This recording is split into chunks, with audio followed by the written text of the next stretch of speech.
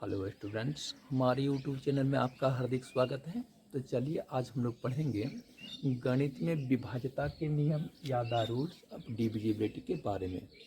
तो जैसे कि आप हमारे चैनल की पिछले दो वीडियोज में संख्या 2 से लेकर संख्या 10 के विभाज्यता के नियम की जानकारी हासिल की है, तो आज की वीडियोज में हम लोग क्या करेंगे कि संख्या 10 से आगे की संख्याओं की विभाज्यता के नियम के बारे में जानेंगे कि संख्या 10 से बड़ी मान वाली जो संख्याएं होती है वह अन्य संख्या को किस परिस्थिति में पूरी विभाजित कर सकती है और किस परिस्थिति में विभाजित नहीं कर पाती है। उन्हीं परिस्थितियों की आज चर्चा होगी। तो हम लोग संख्या 10 के बाद नेक्स्ट नंबर जो पाते हैं वो कौन से पाते हैं, 11 की पाते हैं। तो आज हम लोग क्लास की शुरुआत संख्या 11 से विभाज्यता के नियम से करेंगे। तो संख्या 11 से विभाज्यता के नियम में आप लोग जानोगे कि अगर किसी संख्या के दाहिने ओर से, राइट साइड से, ठीक है, अगर किसी संख्या के दाहिने ओर से सम स्थान वाले अंकों का कुल योग और दाहिने ओर से विषम स्थान वाले अंकों का कुल योग का अंतर या डिफरेंस अगर संख्या 11 से पूरी विभाजित हो तो दी गई संख्या 11 से पूर्णतः विभाजित हो जाती है।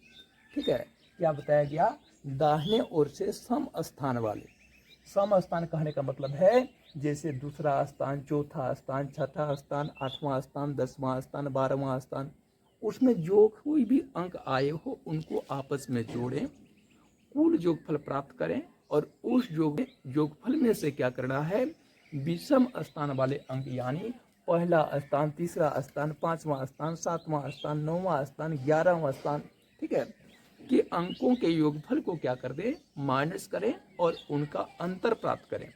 प्राप्त अंतर यदि संख्या 11 से पूर्णतः विभाजित होगा तो वह संख्या 11 से पूर्णतः विभाजित मानी जाएगी। ठीक है, और यदि ऐसा नहीं हो सका यानी किसी संख्या के दाहिने ओर से सम स्थान वाले अंकों का कुल योग और विषम स्थान वाले अंकों का कुल योग का अंतर अगर 11 से विभाजित ना हो सका तो उस परिस्थिति में दी गई संख्या भी 11 से विभाजित नहीं हो सकेगी। जैसे फॉर एग्जाम्पल में हम लोग एक संख्या ले लेते हैं, संख्या 1331। इस संख्या को देख लें। तो संख्या 1331 में आप लोगों को क्या बताया गया, दाहिने ओर से, बाएं ओर से कदापि नहीं, दाहिने ओर से क्या करेंगे, आप सम स्थान वाले अंकों को आपस में जोड़ोगे। तो सम स्थान कौन सा है, चाहो तो इसका सीरियल आप लोग लिख सकते हो, यहाँ पर सीरियल नंबर 1, सीरियल नंबर 2, ये सीरियल नंबर 3, ये सीरियल नंबर 4, इस serial number 5, serial number 6, serial number 7, इस तरह से हो सकती थी। तो आपको सम स्थान वाले अंकों को जोड़ने के लिए कहा जाए तो दूसरे स्थान के अंक, चौथे स्थान का अंक, छठे स्थान का अंक और आगे रहता तो 8वां स्थान का अंक, इस तरह से आगे 10वां, 12वां, 14वां, 18वां, है ना, स्थान वाले अंकों को आपस में जोड़ते, फिर उनका योगफल प्राप्त करते और में क्या करते, यहाँ पर विषम स्थान वाले अंकों को जोड़ते। तो विषम स्थान वाले अंक कौन सा है, पहला स्थान, तीसरा स्थान, 5वां स्थान, 7वां स्थान और आगे रहता तो 9वां स्थान, इन अंकों को आपस में जोड़ लेते। ठीक है, समझ पा रहे हैं, और क्या करते, उनका अंतर प्राप्त करते और उस अंतर को हम लोग संख्या 11 से विभाजित करते। तो यदि वो संख्या 11 से विभाजित हो जाती, वो अंतर 11 से विभाजित हो जाती तो संख्या को 11 से विभाज्य माना जाता। तो चलिए इस संख्या के साथ ऐसे बर्ताव करते हैं। तो इसमें देखिए दूसरा स्थान पर कौन सा अंक है, 3, और चौथा स्थान पर कौन सा अंक है, 1। तो इनको आपस में जोड़ दोगे तो क्या हो जाएगा, इनका योगफल 1 + 3। ठीक है, दूसरा स्थान और चौथा स्थान के अंकों को जोड़े और उसमें माइनस कर देंगे या घटा देंगे। इसको घटा देंगे, विषम स्थान वाले अंकों के योगफल को घटा देंगे। तो विषम स्थान वाले अंक कौन सा है, 1 और 3 है। तो इनको आपस में जोड़ेंगे तो 1 + 3 कर देंगे और प्राप्त अंतर को क्या करेंगे, संख्या 11 से विभाजित कर देंगे। ठीक है, तो 11 से विभाजित करने पर उनका अंतर कितना आएगा, तो 1 + 3 कर दोगे तो हो जाएगा 4, उसमें घटा देंगे 1 + 3 तो कितना, 4 को, और प्राप्त अंतर को संख्या 11 से विभाजित करेंगे। तो इनका अंतर कितना होगा, तो 4 में 4 घटा दोगे 0 होगा और 0 से 11 को विभाजित कर दोगे तो प्राप्त भागफल कितना हो जाएगा, 0। यानी प्राप्त अंतर शून्य 11 से पूर्णतः विभाजित हो रही है। इस कारण संख्या 1331 कहें या 1331 कहें, वो 11 से पूर्णतः विभाजित मानी जाएगी। ठीक है, समझ गए बातों को। अब जो है हम लोग दूसरा उदाहरण और ले सकते हैं। जैसे दूसरा उदाहरण में एक संख्या 78205962 को ले लेते हैं। एक बड़ी संख्या है, 11 से ये संख्या पूर्णतः विभाजित है अथवा नहीं है, हम और आप दोनों में से अभी कोई नहीं जानते। तो चलिए इनका जो है हम लोग जांच पड़ताल करेंगे। तो उसमें करना क्या है, सम स्थान वाले अंकों को आपस में जोड़ना है। तो सम स्थान कौन सा है, तो इनका स्थान जाने के लिए आप इसे नंबरिंग कर देंगे। पहला स्थान, दूसरा स्थान, तीसरा स्थान, चौथा स्थान, पांचवा स्थान, छठा स्थान, ये सब स्थान है, मान नहीं है। सातवां स्थान, आठवां स्थान, इस तरह से और आगे जाओगे तो उसमें सम स्थान वाले अंक कौन कौन से हो जाएंगे, दूसरा, चौथा, छठा, आठवां। तो दूसरा स्थान का अंक 6, चौथा स्थान का अंक 5 है ना, छठा स्थान का अंक 2 और आठवां स्थान का अंक 7। इन्हें आपस में क्या करेंगे, हम लोग जोड़ देंगे। तो क्या हो गया, सम स्थान वाले अंकों का योगफल हमें प्राप्त हो गया। और उस योगफल में से हम लोग क्या कर देंगे, माइनस कर देंगे विषम स्थान वाले अंकों के योगफल को। तो विषम स्थान वाले अंक कौन कौन हो जाएंगे, देखो पहला स्थान, तीसरा स्थान, पांचवा और सातवां स्थान के अंक क्या हो जाएंगे, विषम स्थान वाले अंकों के। तो उन्हें आपस में जोड़ेंगे। तो 2 + 9 + 0 + 8, 2 + 9 + 0 + 8, इन्हें जोड़ेंगे और प्राप्त योगफल के अंतर को प्राप्त करेंगे और उसे 11 से विभाजित करेंगे।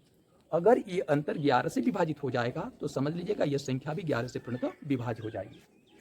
शुरू में कुछ समय लग सकता है, लेकिन बाद में जाकर यह नियम बेहद ही सहूलियत प्रदान करेगा। ठीक है, कि इनको आपस में जोड़ें, 6 और 5 है 11, 11 और 2 13, 13 और 7 कर दोगे कितना हो जाएगा 20, वहां पर माइनस कर दोगे कितना, 2 और 9 11, 11 और 0 11, 11 और 8 कितना 19, और प्राप्त अंतर को 11 से विभाजित करोगे तो 20 में 19 घटा दोगे तो हो जाएगा 1, और 1 की राशि 11 से विभाजित है ना, 11 से विभाजित करोगे तो 1 की राशि 11 से तो पूर्णतः विभाजित नहीं होती। तो इस वजह से ये जो संख्या है 78205962, ये संख्या भी 11 से पूर्णतः विभाजित नहीं मानी जाएगी। ठीक है, आ गई बात समझ में। तो कौन सी संख्या 11 से पूर्णतः विभाजित होती है और कौन सी संख्या 11 से पूर्णतः विभाजित नहीं होती है, इसकी जानकारी आप लोग को इस जो है नियम में मिल जाएगा। ठीक है, अब चलते हैं उससे आगे। 11 से विभाजक के बाद अगली जो संख्या आती है गिनती में, वो कौन सी है, 12 की संख्या है। तो देखिए 12 हो या फिर 14 हो या फिर 15 हो या फिर 18 हो या फिर कह सकते हैं आप 20 हो या फिर 21 हो या फिर 22 हो, ठीक है, या फिर 24 हो। तो इस तरह की संख्याओं के लिए बस एक कॉमन रूल है। कौन सा कॉमन रूल है, आपको जानना पड़ेगा कि संख्या 12 की बात करो। संख्या 12, देखिए इसके बारे में एक ट्रिक्स है। संख्या 12 के बारे में, संख्या 12, संख्या 14, संख्या 15, संख्या है ना, 15 के बाद अगली संख्या 18, 20, 21, 22, 24, ठीक है। इस तरह की संख्याओं के बारे में आप लोगों का एक कॉमन रूल है। तो वह कॉमन रूल है क्या, तो ये सब के बारे में आप लोग को ज़्यादा कुछ करना नहीं है। देखें संख्या 12 को क्या कर दें, संख्या 12 ऐसे दो संख्याओं के गुणनखंड के रूप में तोड़ दें। ठीक है, संख्या 12, संख्या 14 या फिर संख्या 15, संख्या 18, संख्या 20, संख्या 21, संख्या 22, संख्या 24 इत्यादि प्रकार की जो संख्याएं होती है उनको ऐसे दो संख्याओं के गुणनखंड के रूप में तोड़ दें कि प्राप्त दोनों गुणनखंड आपस में सह अभाज्य संख्याओं के युग्म हो। सह अभाज्य संख्याओं के युग्म कहने का मतलब है कि कोप्राइम नंबर्स हो।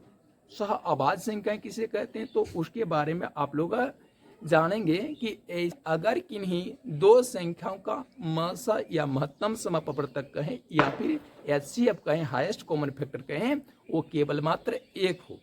ठीक है, तो वे दोनों संख्याएं सह अभाज्य संख्याएं कहलाती है या फिर सह अभाज्य संख्याओं के युग्म कहलाती है। ठीक है, तो दोनों संख्याओं का मस एक होना चाहिए। तो वैसे रूप में आप लोग तोड़ देंगे। तो संख्या 12 की बात करोगे तो संख्या के 12 के बाद को, संख्या 12 को हम लोग कैसे दो टुकड़े में तोड़ सकते हैं, तो 3 गुना 4 कह सकते हो। 3 गुना 4 कर दे तो 12 हो जाए। तो यहाँ पर संख्या 12 को हमने दो टुकड़े में बांट दिया, एक 3 और एक 4। ठीक है, आप कहेंगे ये 3 और 4 के रूप में क्यों तोड़े, क्योंकि संख्या 3 और 4 का गुणा करेंगे तो 12 प्राप्त हो जाएगा। और ये दोनों संख्याओं का अगर मौसा प्राप्त करने की कोशिश करेंगे तो देख लीजिए आप कितना प्राप्त हो जाएगा, 1 प्राप्त हो जाएगा। तो प्राप्त मौसा कितना हो जाएगा, 1, यानी लास्ट वाला भाजक कितना 1। तो ये दोनों संख्याएं ऐसी संख्याओं का जुग्म है जिनका गुणनफल 12 के समान और उनका जो मसा होता है वो 1 के समान हो जाता है। तो इस वजह से ये दोनों संख्याएं क्या है कि सह अभाज्य संख्याओं का जुग्म है। ठीक है, उस ढंग से आप क्या करेंगे, संख्या 14 को 2 टुकड़ा करोगे तो 14 को 2 टुकड़ा कैसे करना है, 2 गुना 7 के रूप में कर देना है। तो देखो 2 गुना 7 करोगे तो कितना हो जाएगा, 14 हो जाएगा। और 2 और 7 दोनों का मौसा निकालोगे तो कितना निकल जाएगा, या HCF निकालोगे तो कितना निकल जाएगा, तो दोनों का मौसा जो होगा वो निकल जाएगा कितना, 1। इसका भी मौसा निकल गया कितना, 1। उस प्रकार से संख्या 15 की बात करो तो 15 को 2 टुकड़ा कर दोगे, वो 2 टुकड़ा कौन सा होगा, तो एक टुकड़ा 3 का होगा और दूसरा टुकड़ा 5 का होगा। दोनों को गुना करो तो 3 गुना 5 कितना हो जाएगा, 15। और दोनों का मौसा निकालोगे तो क्या हो जाएगा, तो दोनों का मौसा निकालने पर आपको प्राप्त हो जाएगा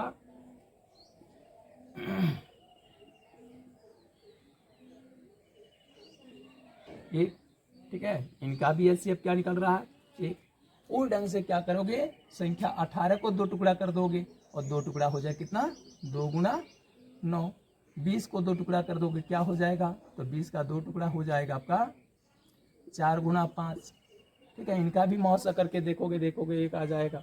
संख्या 21 का 2 टुकड़ा क्या करोगे, 21 का 2 टुकड़ा होगा 3 गुना 7। संख्या 22 का 2 टुकड़ा क्या करोगे, 2 गुना 11। संख्या 24 का 2 टुकड़ा कैसे करोगे, उसका 2 टुकड़ा हो जाएगा आपका 3 गुना 8। इस तरह से बाकी नंबर के बारे में भी आप लोग सोच सकते हैं। ठीक है, तो इसमें क्या किए कि हम लोग 2-2 टुकड़े में संबंधित संख्याओं को क्या कर दिए, बांट लिए। अब क्या करना है, देखिए इनके 2 टुकड़े का मौसा देखिए हर एक परिस्थिति में 1 प्राप्त हो रहा है ना।